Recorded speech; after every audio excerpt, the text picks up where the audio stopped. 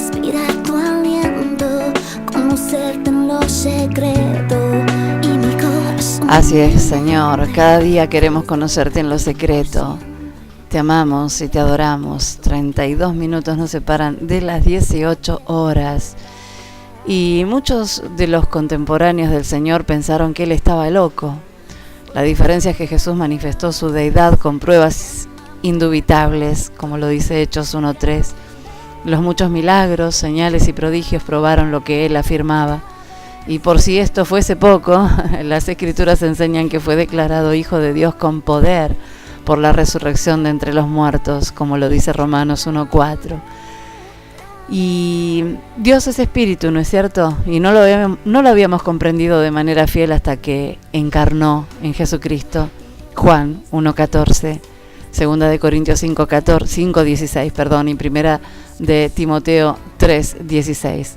Cualquier concepción que teníamos de Dios antes de su encarnación era inadecuada e incompleta. En cambio, Jesús es la representación perfecta de Dios, porque en Él habita corporalmente toda la plenitud de la deidad. Y eso lo dice Colosenses 2:9. Él no es la piedra angular la que está alineada a las paredes, sino que son las paredes las que están alineadas a la piedra angular. Somos nosotros los que debemos alinearnos a Él. Y bueno, es cuestión de conocerlo, es cuestión de tener un encuentro personal con Él. ¿No es cierto, Ale? Es la clave del éxito. Amén, por eso perfecto lo que dice la hermana Moni, porque nosotros no queremos una religión, sino una relación con Dios. Porque necesitamos a Dios más del aire que respiramos, necesitamos más que el agua que bebemos, más que el alimento. No tenemos motivación alguna si Cristo no estuviera en esta tierra, si no hubiese venido. Tenemos ganas de levantarnos, tenemos ganas de salir a hacer algo. Sin Cristo hubiésemos estado totalmente sin ningún propósito de vida, ¿sí? Por eso vamos ahora a primera de Pedro, seguimos hablando, primera de Pedro 2:8. Dice, y piedra de tropiezo y roca que hace caer, porque aquel que no tenga a Cristo no tiene vida, ¿no? Porque dice que aquel que tiene a Cristo tiene la vida, y aquel que no tiene a Cristo ya ha sido condenado por no creer al Rey de Reyes y Señor de Señores. Por eso, hermanos, el que le dio la espalda en vida a Cristo, cuando esté en la presencia de Dios, no va a tener argumentos lógicos como para ir a la vida eterna. Aunque Cristo haya dado la vida en la cruz, aunque haya muchos hermanos que le hayan querido predicar, pero si le dieron, el tema más preponderante es darle la espalda a Jesús. No se puede dar la espalda al Señor, porque el Señor puso todo su cuerpo, no solo la espalda, para que nosotros tengamos vida y vida eterna. Dice la palabra de Dios también acá, en el 9, el pueblo de Dios. ¿Qué somos, hermanos, nosotros? ¿Somos trapo de pisos? ¿Somos gente que no tiene padre? ¿Somos gente que desahuciada? No, escuche realmente lo que somos. Dice, el pueblo de Dios, mas vosotros sois linaje escogido. Cuando dice escogido lo hizo Jesús, lo hizo Dios. Él nos escogió antes de la fundación del mundo, dice la palabra, para que podamos glorificar su nombre. Dice real sacerdocio, no como los de la ley que morían y quedaban en ese... tenían que levantar descendencia porque era débil por la carne. Dice que nosotros somos real sacerdocio, porque somos hijos de Dios, somos Jesucristo de Nazaret vive en nosotros. Dice nación santa, pueblo adquirido por Dios. Jesús pagó nuestro cuerpo, nuestra vida con precio de sangre en la cruz. Dice pueblo adquirido por Dios, para que anunciemos las virtudes de aquel que os llamó de las tinieblas a su luz admirable. Vosotros que en otro tiempo no eras pueblo, pero que ahora sois pueblo de Dios, que en otro tiempo no habláis, no habías alcanzado misericordia, pero ahora habéis alcanzado misericordia. Dice la palabra en el Salmo, tu misericordia vale más que mi vida. ¿Sí, hermanos? Así es, hay una alabanza también, ¿no? Tu misericordia, gloria a Dios. A ver, vamos Ahora vamos a ir a Juan 1, del 1 al 5. Qué bendición esta palabra, es hermosa porque no solamente acá nos va a decir por qué nosotros adquirimos y podemos tener la potestad de ser hechos hijos de Dios, ¿no? Porque nosotros lo recibimos. Acá vamos a leerlo. Juan 1, del 1 al 5, dice: en el principio era Él el Verbo. ¿Qué era el Verbo? La palabra, el dador de la vida. El Padre sin el Hijo no hizo nada, sino que Él, por medio de Jesucristo, hizo todo, porque Él es el dador de la vida. Dice que Él es el Verbo, la acción, es la palabra. Dice la palabra de Dios que Él, por medio de la palabra, hizo el cielo y la tierra y todas las cosas. ¿Quién es la palabra? Jesús. Yo soy el camino, la verdad y la vida, dice la palabra de Dios. ¿Se da cuenta, hermanos? ¿Qué es el Verbo? Es la palabra de Dios, es su Hijo Jesucristo. Es el dador y el creador de todo el universo, el Señor Jesús. Dice, y el Verbo era con Dios, y el Verbo era Dios. Por eso dice la palabra, el que me ha visto a mí ha visto al Padre, yo y mi Padre somos uno. ¿Sí? Dice la palabra también, este era en el principio con Dios, que es lo que venimos hablando. Él estaba antes de la fundación del mundo. Dice, todas las cosas por Él fueron hechas, por Jesucristo, nuestro Rey de Reyes y Señor de Señores. Y dice, y sin Él nada de lo que ha sido hecho fue hecho. En Él estaba la vida, y la vida era la luz de los hombres, y la luz en las tinieblas resplandece, y las tinieblas no prevalecieron contra ella. Hay una palabra, hermano, que yo se lo voy a decir, que yo no entendía hasta que recibí a Cristo como Señor y Salvador. Dice, por cuanto yo vivo, ustedes también viviréis. ¿Saben qué es realidad? ¿Qué es verdad? Que cuando uno no tiene a Cristo es como que es un muerto vivo, que camina porque no puede morir, que camina sin ningún propósito en la vida, porque nace, se reproduce, muere, pero no tiene vida en sí mismo. Por eso dice la palabra, por cuanto yo vivo, ustedes también viviréis. Pero cuando Él vino, la vida, cuando vino Jesús a mi corazón, ahí me di cuenta que antes estaba muerto, porque el cuerpo sin espíritu está muerto, como la fe sin obras está muerta. Hermano, no alcanza con decir, no, yo fui una buena persona en la vida, no hice mal a nadie, hice más o menos lo que tenía que hacer. No alcanza para la vida eterna. ¿Sabes lo que alcanza, hermano? Tener a Jesucristo como Señor y Salvador, ser lleno del Espíritu Santo.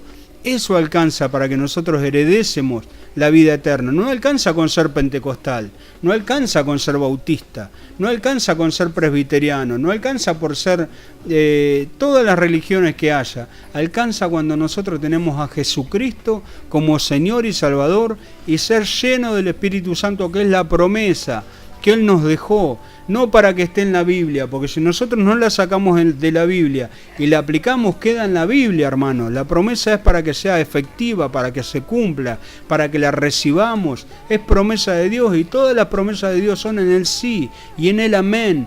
Si el Padre nos dice que le va a enviar el Espíritu Santo en el nombre de Jesús, usted recíbalo, hermano. Si no lo recibió todavía, ayune, ore, interceda por usted. Ore y hermano, hasta con lágrimas pídalo, pero no sirve que le digan, hermano, cuando recibiste a Cristo ya tenés el Espíritu Santo. Es mentira, hermanos. Dice la palabra que el Espíritu se recibe por oír con fe, el Espíritu se recibe cuando lo pedimos de corazón y Dios envía su promesa, o dice por manos del presbiterio, cuando la iglesia toda ora, ayuna, intercede para que la persona tengan el Espíritu Santo de Dios. Si no, no lo va a recibir, porque es por fe, por recibir la palabra de Dios, por recibirlo realmente, hermano, del Espíritu Santo. Acá dice la palabra también, la luz en las tinieblas resplandece y las tinieblas no prevalecieron contra ella. Y del 9 al 14, dice Juan 1, del 9 al 14, dice así, aquella luz verdadera que alumbra a todo hombre. Dios no hace acepción de persona. Venía a este mundo. En el mundo estaba y el mundo por Él fue hecho, pero el mundo no le conoció. Dice, vino a los suyos no lo recibieron. El mundo no lo reconoce. Si hablan de un santo, si hablan de un patronos de los lugares, ahí sí la gente va, a los brujos, a los hechiceros, a todas esas cosas. Pero a Jesús muchas veces, sí, le dan la espalda. Y muchos cristianos evangélicos también. Porque como vos decís, Jesús es la luz y no hay tinieblas en él, ¿no? Lo dice Primera de Juan 1:5, lo dice Juan 8:12, 12:46. Y muchos cristianos tratan de entender a Dios mediante el Antiguo Testamento o el Antiguo Pacto.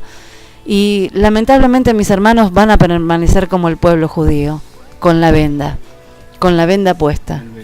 Con el velo puesto, exactamente. Y por eso muchos están divididos y por eso hay mucha división. Porque hay personas que tienen el Antiguo Pacto, pero no... es más, la ley condena. El mundo está condenado. Y Jesús vino precisamente a salvarlo. Dice, ni yo les condeno. Cuando Él vino para salvar a la samaritana, Ale, ¿no es cierto? Le dijo, vete y no peques más. Ni yo te condeno. Mujer, ¿dónde están los que te acusaban? Y hoy hay mucha condenación, mis hermanos. Hoy hay gente que continuamente está condenando en los grupos. Y que a veces, mira, yo compartía publicaciones inclusive de las personas homosexuales, ¿no? Y en un momento Dios me dijo, basta, no compartas más todo esto. Y yo le dije, ¿por qué, Señor? Dios me mostró bien clarito por qué. El pecado más grave para el Señor no es solamente que una persona sea homosexual. Y además al mundo no lo podemos juzgar, hermanos. Porque la Biblia dice, no juzgan ustedes a los que están dentro, porque los que están fuera los va a juzgar Dios. Y estamos juzgando a un homosexual cuando hay pastores que están teniendo relaciones sexuales teniendo esposa. Con otras mujeres, están cometiendo adulterio, están cometiendo fornicación. Y el pecado más grande es directamente darle la espalda a Dios, porque vos no podés ser pastor o no podés ser ministro de Dios si realmente estás pecando deliberadamente en el altar de Dios y haciéndote pasar por templo de Dios. Por eso es que la piedra que los edificadores desecharon viene a ser cabeza del ángulo, y esta es piedra de tropiezo y que hace caer. O sea que a la corta o a la larga esas personas terminan desmenuzadas por Dios, porque se piensan que van a burlarse de Dios, y es imposible burlarnos de Dios. Por eso, si realmente querés conocer a Jesús, olvídate del Viejo Testamento, andate al Nuevo. Empezá a buscar en el Nuevo, porque ahí es donde vas a encontrar a Jesucristo, ahí es donde vas a encontrar al verdadero Dios, y donde vas a empezar a hacer luz, porque una luz no se esconde, sino que se deja ver por todos. Gloria al que vive. Amén. Por eso estamos totalmente de acuerdo con la hermana, y no se puede estar con un pie en la gracia y con un pie en la ley, ¿no? Porque dice que el fin de la ley es Cristo, y dice que por medio de la ley ninguno fue salvo, ¿sí? Sí, por medio de Jesucristo vamos a ser salvos, ¿sí? Porque hay un nuevo pacto, y cuando hay un nuevo pacto, el antiguo ya queda totalmente desaparece, ¿sí? Porque hay un Nuevo Testamento en el cual Jesucristo nos va a demandar en el día cuando estemos en su presencia. No, dice la palabra que por cuanto todos pecaron quedaron destituidos de la gloria de Dios. No hay ninguno que esté en el antiguo que pueda ser salvo por medio de las obras de la ley, ¿no? Por eso, hermanos, vamos a hablar lo que es muy clarito, que sea muy claro. Jesucristo va a demandar lo que dice el Nuevo Testamento, ¿sí? Para que tu vida salga adelante. Basta que los judaizantes te vengan de vuelta a esclavizar cuando Cristo ya te hizo libre, ¿no? Por eso vamos a seguir leyendo. Dice así la palabra. Más a todos los... el 9 vamos a leer. Dice, aquella luz verdadera que alumbra a todo hombre venía a este mundo. En el mundo estaba y el mundo por él fue hecho, pero el mundo no le conoció. A lo suyo vino y los suyos no lo recibieron. Mas a todos los que lo recibieron, dice la palabra, qué bendición. A los que creen en su nombre, les dio potestad de ser hechos hijos de Dios, los cuales no son engendrados de sangre, ni de voluntad de carne, ni de voluntad de varón, sino de Dios. ¿Qué quiere decir, hermanos, esto? Uno cuando es hijo de un matrimonio, de papá y mamá, dice la palabra que Él nos hizo antes de la fundación del mundo. Somos parecidos a papá y a mamá, ¿sí? Pero dice la palabra que cuando somos engendrados por Dios, no somos de voluntad de mujer ni de voluntad de varón, sino de la voluntad de Dios, que Él con su Espíritu Santo nos hace renacer a una vida espiritual indestructible.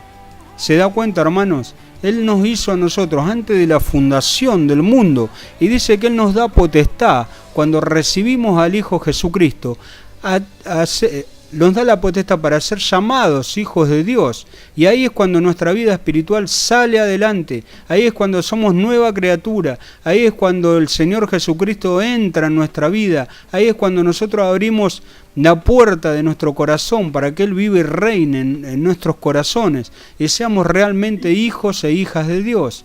Por eso, hermanos, esto es una bendición muy grande. Ahora vamos a ir a Juan 4, del 1 al 42, si hay tiempo, ¿sí? Sí. Dice Jesús y la mujer samaritana.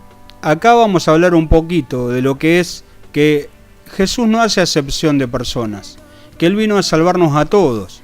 Dice que Él no vino a condenar al mundo, sino que el mundo fuese salvo por Él. Acá hay una mujer samaritana y ustedes tienen que saber que los judíos y los samaritanos no se hablaban, ¿sí? Tenían un problema de religión. Ellos adoraban a Dios en su montaña y los judíos adoraban en el monte de Sión, ¿no? En el monte santo y en su templo. Y había una disensión tan grande que no se hablaban. Pero Jesucristo, ustedes lo saben, hablaban con los romanos, hablaba con los pecadores, hablaba con las prostitutas, hablaba con los homosexuales, hablaba con los ladrones, hablaba con los homicidas, hablaba con todo. ¿Por qué? Porque Él no hace acepción de personas y Él quiere que todos los hombres procedamos a lo que es el arrepentimiento y a la salvación de nuestras almas. Acá habla en Juan 1, dice, cuando pues el Señor entendió que los fariseos habían oído decir, Jesús hace y bautiza más que Juan, aunque Jesús no bautizaba sino sus discípulos, salió de Judea y se fue otra vez a Galilea. Y le era necesario pasar por Samaria, que era el lugar que bordeaba lo que es la zona de Galilea, y él tenía que pasar por ahí. Vino pues a una ciudad de Samaria llamada Sicar, junto a la heredad que Jacob dio a su hijo José. Y estaba allí el pozo de Jacob. Qué bendición para Jesús, ¿no? Que Él lo miraba todo desde el cielo, lo que hacían los antiguos padres de la fe. Y estar en el mismo pozo de Jacob, yo creo que es una satisfacción también, una bendición poder estar en ese lugar. Y dice la palabra, y estaba allí el pozo de Jacob. Entonces Jesús, cansado del camino, se sentó así junto al pozo. Era como la hora sexta. Vino una mujer de Samaria a sacar agua y Jesús le dijo, dame de beber. Pues sus discípulos habían ido a la ciudad a comprar de comer. La mujer samaritana le dijo, ¿cómo tú, siendo judío, me pides a mí de beber, que soy mujer samaritana? Porque judíos y samaritanos no se tratan entre sí. Respondió Jesús y le dijo, si conocieras el don de Dios y quién es el que te dice, dame de beber, tú le pedirías y Él te daría agua viva. Hermanos, esto es para usted también. Si usted no recibió el Espíritu Santo, sepa que dice la palabra de Dios, que aquel que crea en mí, de su interior correrán ríos de agua viva. Esta agua viva que Él le estaba diciendo, que si lo conociera Jesús, Él le daría agua viva. Hermanos, quiere decir que Él está para todas las personas. Él no hace excepción de persona. Él te ama con amor eterno. Él no importa el pecado que hayas cometido, no importa las cosas que hayas hecho por ignorancia, sino que Él te ama, Él te perdona, Él te restaura y viene a salvar tu vida, porque Él te ama y te lo va a demostrar si ustedes dejan que Jesucristo de Nazaret entre en sus corazones.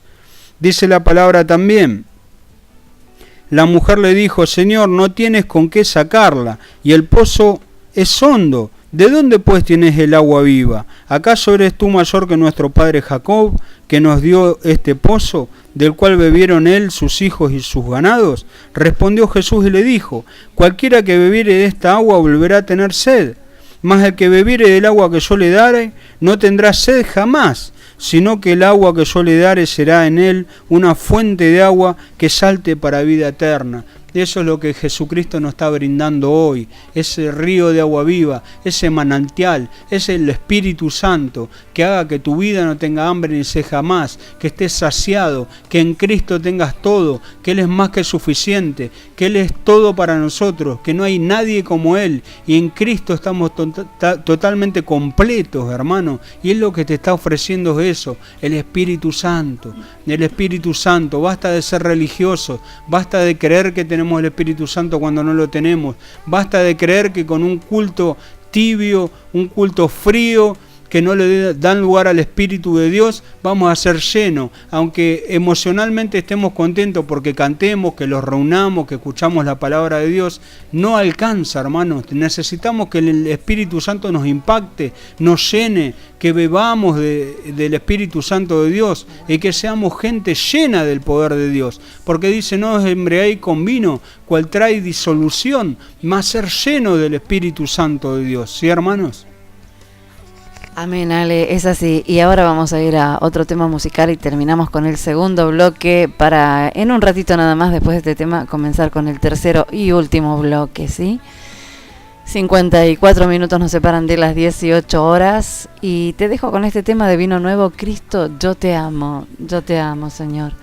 Te amo con todo mi corazón, con toda la fuerza de mi ser. Grande eres, Señor.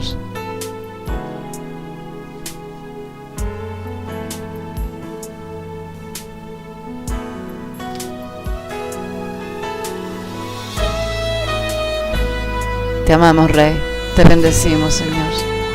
Te damos toda gloria, toda honra y todo honor por los siglos de los siglos. Tú eres nuestro Dios. Gracias, Señor.